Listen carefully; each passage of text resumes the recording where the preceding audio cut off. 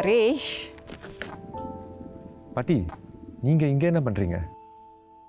நம்ம ஒவ்வொருத்தருக்கும் மனம் விட்டு பேசுகிறதுக்கு ஒரு ஆள் தேவை. எனக்கு அது யாருன்னு உனக்கு தெரியுமா? அப்பா. நான் சந்திக்கும் பிரச்சனைகள் அல்லது உணர்வுகள் எதுவாக இருந்தாலும் உங்கள் அப்பா உடனே கண்டுபிடிச்சிடுவார். அவர்கிட்ட பேசினதும் மனசு லேசான மாதிரி இருக்கும்.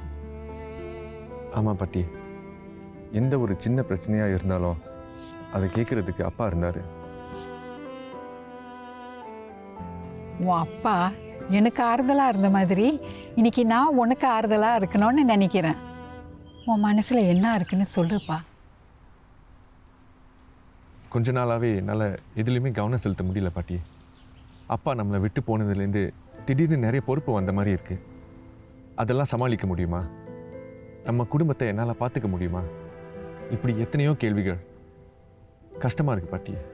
நீ இப்போ அனுபவிக்கிற இந்த கஷ்டம் நியாயமானது தான்.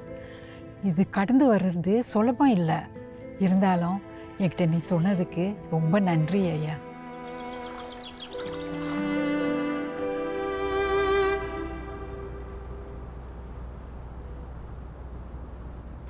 போதும். காய்கறி சாப்பிடு. வாவ், எல்லாமே எனக்கு பிடிச்சதா இருக்குது. இன்னைக்கு டின்னர் கொஞ்சம் ஸ்பெஷலாக இருக்கணும்னு சந்தியா ஆசைப்பட்டா. தேங்க்யூ. நாட் ஃபேர் அண்ணி. நாளைக்கு எனக்கு பிடிச்சது தான் சமைக்கணும், சரியா?